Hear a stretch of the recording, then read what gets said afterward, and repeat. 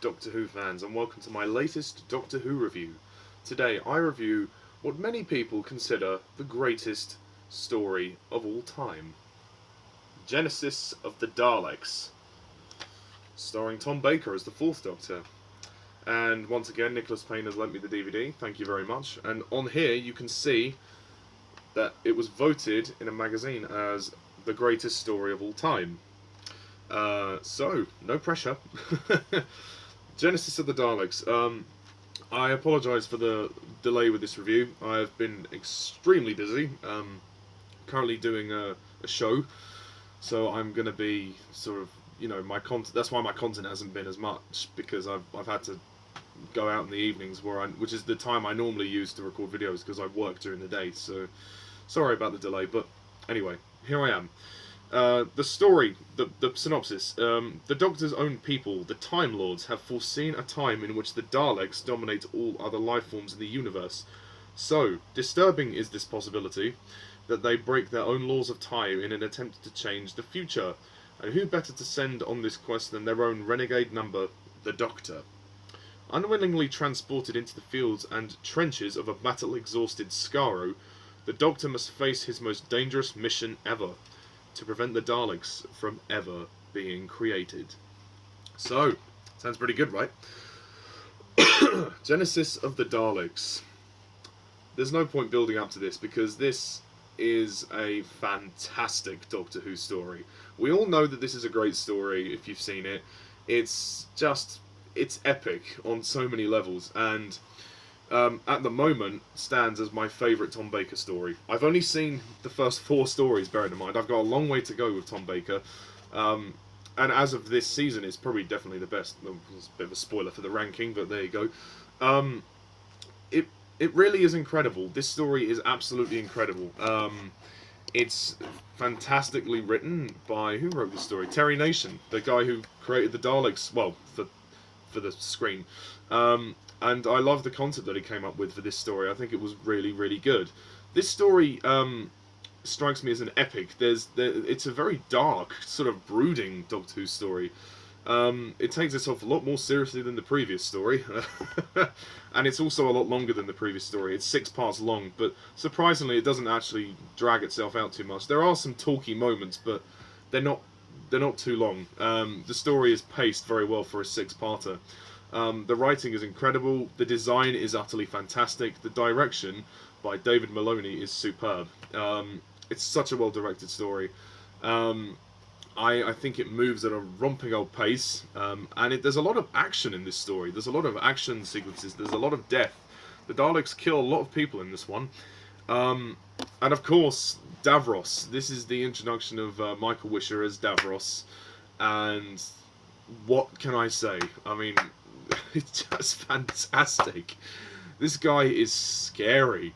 This guy is freaky. I mean, not only is the voice very intimidating, he does shout quite a lot, but that's the nature of the script. I like the way the character looks. The prosthetics are phenomenal. Like, he can only see out of this big eye at the top of his head. Like, he's got no eyes on the front. He can only use one hand. He's basically a cripple. He's disabled, but he's still threatening. I mean, what he did was he basically used himself to create the Daleks. He used pieces of himself and created the Daleks. So, and he's now trying to use them to kind of seize control, which I like, and I think the Davros definitely provides a very good threat in the story. He will obviously reappear in other stories, but this is, for his first time, this is a fantastic story to make, and to see the Doctor come face to face with him for the first time is really, really cool. I mean, obviously towards the end Davros will meet his fate, but I like how he's also kind of tugging the strings of some of the other characters. He's trying to manipulate people, and he actually pushes the Doctor to the limits. There's a scene when he's interrogating the Doctor and his companions, and he's about to kill Sarah and Harry, and he's like, I want you to tell me, why we lost, and how I'm going to try and change that and avoid that in the future, or they die. So that was really intense. This story is full of intense moments.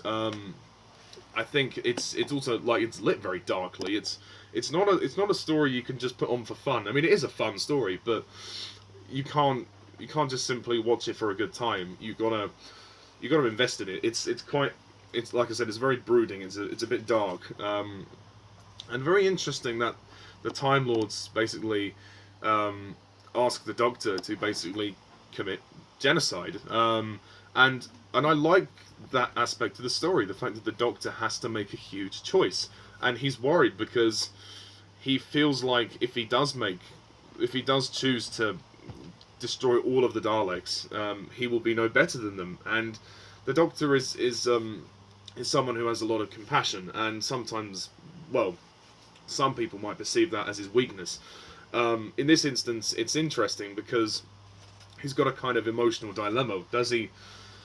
Then again, does he kill the Daleks and stop a lot of other people from getting hurt? Like, or does he break a huge law of time and kill the Daleks then and there? And I like that very much. And Tom Baker plays that moment very well. The moment when he's holding the wires, like he could have like electrocute the base and just blow it up, but he's thinking, I don't know. I'll be no better than them. And Sarah's trying to convince him to do it, but he's just not sure. And I love the way that moment plays out. I think it's one of Tom Baker's best moments I've seen so far, and I really, really like that. The cast are absolutely terrific. I think we have to give it. We've already talked about Davros, so the Doctor, Tom Baker. This guy is the Doctor. I mean, this is the point where I went, yes, this guy is the Doctor. He just gets it. I mean, he's just funny. He's brilliant. And we see his emotional side come out this time because of the choice he has to make. And the moments he has with his companions in this story are very good. And I think the moments he has with Michael Wisher are very good. He's just perfect. He's perfect in this story. Tom Baker's brilliant. Best performance so far. Sarah Jane Smith, Elizabeth Sladen, she's once again very good. She actually has a bit of her own sort of side quest at the beginning where she comes across the Thals. If I've got that wrong, do correct me, but I'm pretty sure it's the Thals. The people who are in the underground cave. And there's a sequence where she almost dies. I mean, she's climbing up this metal stairwell and this sort of metal bars, and then she nearly falls off and dies, which is quite intense. And I think she does a great job here as well. Harry Sullivan, Ian Marter, this is probably his best performance too. I like the way he kind of starts to take a bit more control. Like in the beginning, when him and the Doctor are captured, he manages to grab the gun and intercept it and try to, get and try and hold the others there.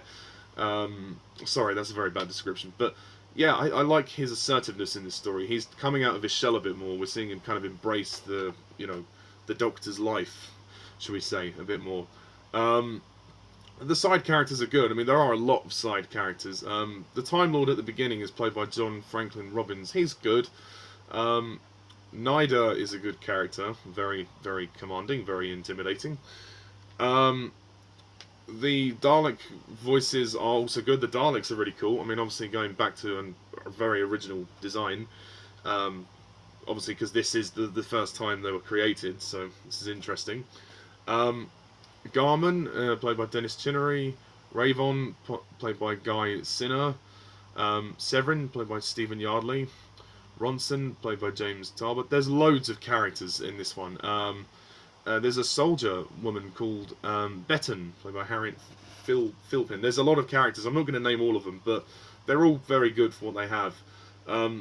Although Betton and the soldiers, they don't sort of come in until, I think, halfway into the story, something like that. But they're still good. I mean, like I said, the action of this story is impressive. They really went all out to make this a very epic war, shall we say. And I like the look of Skaro when the Doctor and his companions arrive there.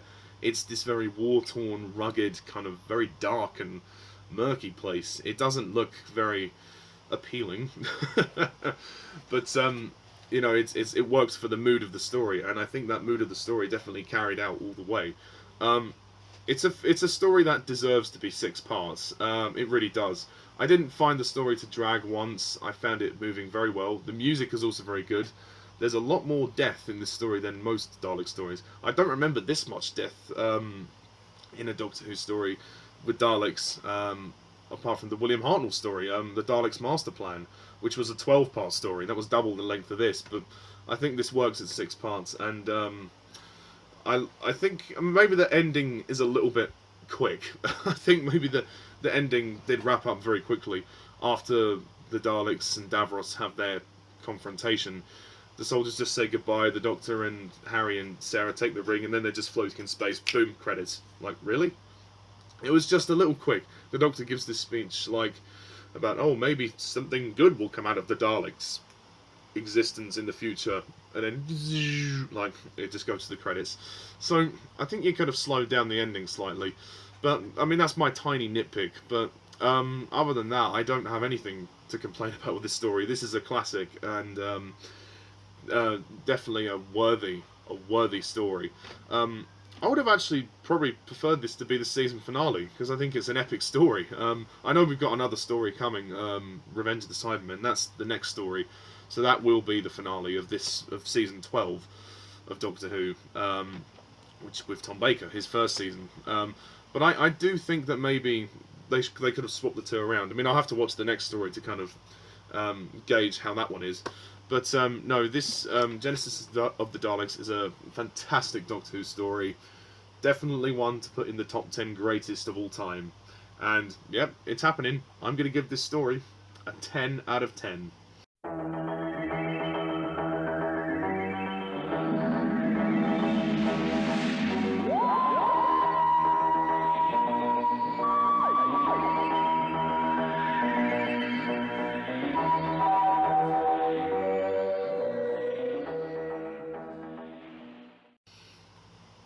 Yeah, my only niggle is really that the ending is a little bit quick. It's wrapped up very quickly, but that's not too much of a problem. I can live with it.